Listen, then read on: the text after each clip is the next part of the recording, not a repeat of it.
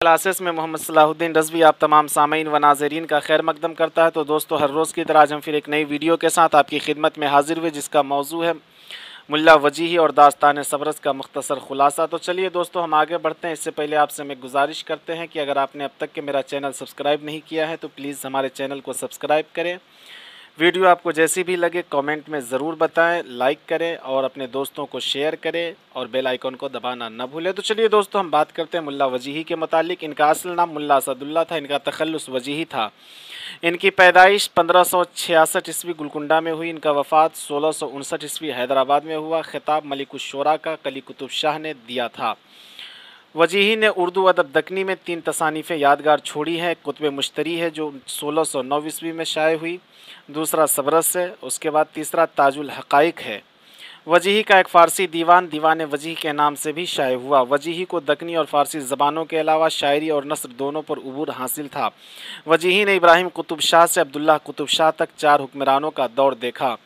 سبرس ادبی نثر کی پہلی مکمل دریافت شدہ کتاب ہے۔ سبرس ملا وجیہی نے عبداللہ قطب شاہ کی فرمائش پر 1635 عیسوی میں لکھی۔ عبداللہ قطب شاہ نے ملا وجیہی سے بیان عشق میں کتاب لکھنے کی فرمائش کی تھی۔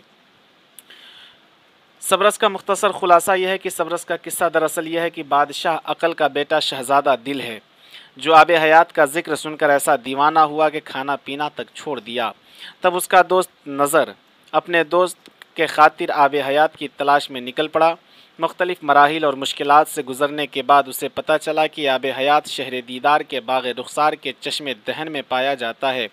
شہر دیدار شہنشاہ عشق کی بیٹی حسن کی ملکیت ہے۔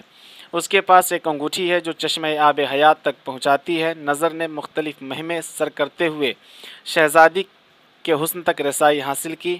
وہاں اسے پتہ چلا کہ شہزادی حسن ایک ہیرے پر نقش تصویر پر فدا ہے۔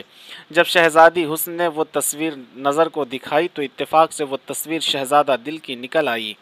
نظر بڑا عیار تھا، اس نے شہزادی کے دل میں لگی آگ کو اور بھڑکایا۔ ایک روز شہزادی حسن نے تنہائی میں نظر کو بلا کر اسے اپنے احوال سنایا اور درخواست کی کہ کسی طرح دل سے ملا دیں اور اس کی دیوانی ہو چکی ہے۔ نظر مملکت تن پہنچ کر شہزادہ دل کو نہ صرف آب حیات کی خوشخبری سناتا ہے بلکہ شہزادی حسن کی تعریف اس طرح کرتا ہے کہ دل شہزادی کو دیکھے بغیر ہی اس کا عاشق ہو جاتا ہے اور شہزادی سے ملنے شہر دیدار چلنے کو تیار ہو جاتا ہے۔ لیکن جب بادشاہ عقل کو اطلاع ملتی ہے تو وہ شہزادے کو گرفتار کروا دیتا ہے۔ گرفتاری کے اطلاع پا کر شہزادی حسن اپنے لشکر بھیجتی ہے۔ عقل خود جنگ کے میدان میں اترنے کے بجائے شہزادے دل کو بھیجتا ہے۔ اس طرح دل اور حسن کی جنگ کا آغاز ہوتا ہے۔ اسی جنگ میں دل کا باپ بادشاہ عقل اور شہزادی کا باپ شہنشاہ عشق بھی شامل ہو جاتے ہیں۔ حسن کی فوج کے ہاتھوں دل گھائل ہو جاتا ہے اور گرفتار کر کے لایا جاتا ہے، جبکہ عشق کے فوج ہاتھوں عقل کو شکست اٹھانی پڑتی ہے اور وہ فرار ہو جاتا ہے۔ حسن و دل کی ملاقاتیں ہوتی ہے۔ رقیب کی بیٹی غیر کی سازش کے سبب حسن و دل میں غلط فہمی پیدا ہوتی ہے اور جدائی عمل میں آتی ہے۔ لیکن جب حسن کو حقیقت معلوم ہوتی ہے کہ شہزادہ دل بے قصور ہے تو وہ بہت پچھتاتی ہے کہ دل رقیب کے قید میں ہے۔ ادھر عقل کی زیر قامت کے ذریعے شہنشاہ عشق اور بادشاہ عقل میں صلح صفائی ہوتی ہے۔ عقل عشق کے تابعداری قبول کر لیتا ہے۔ حسن کی درخواست پر بادشاہ عشق اپنی فوج بھیج کر شہزادے دل کو رقیب کی قید سے نجات دلاتا ہے اور آخر میں حسن اور دل کی شادی ہو جاتی ہے۔ تو چلیے دوستوں، اب سبرس کے متعلق کچھ اہم نکات پہ ہم بات کرتے ہیں۔ سبرس کو سب سے پہلے مولوی عبدالحق نے 1925 عیسوی کو مقدمہ اردو دنیا سے متعارف کروایا۔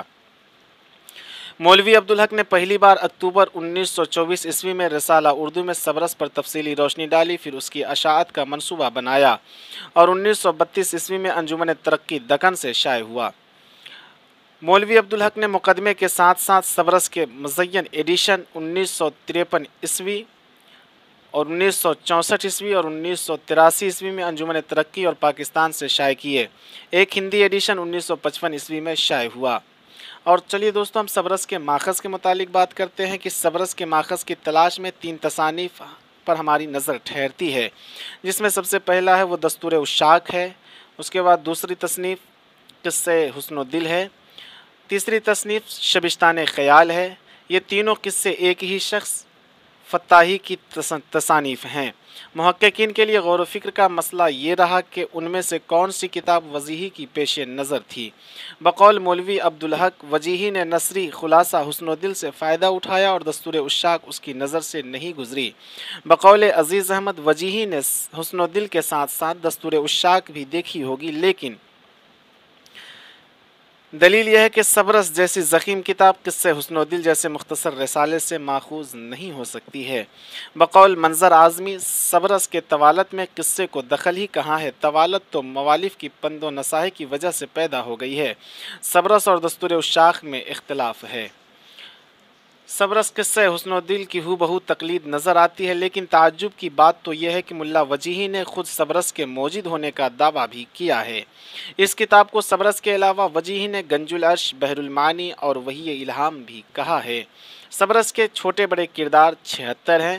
صبرس کے اہم کردار حسن، دل، عشق، عقل اور نظر ہیں۔ صبرس کے مرکزی کردار دل اور حسن ہیں۔ حسن بادشاہ عشق کی بیٹی ہے اور عشق مشرق بادشاہ کا۔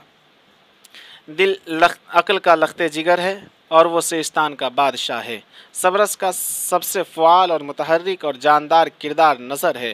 صبرس کے دیگر کردار صبر، ہمت، مہر، وصال، ہجر، ناز، غمز، رقیب، زلف، خال، زہد، توبہ، رخسار، غیر، قد، خیال، کامت اور وہیم وغیرہ وغیرہ ہیں۔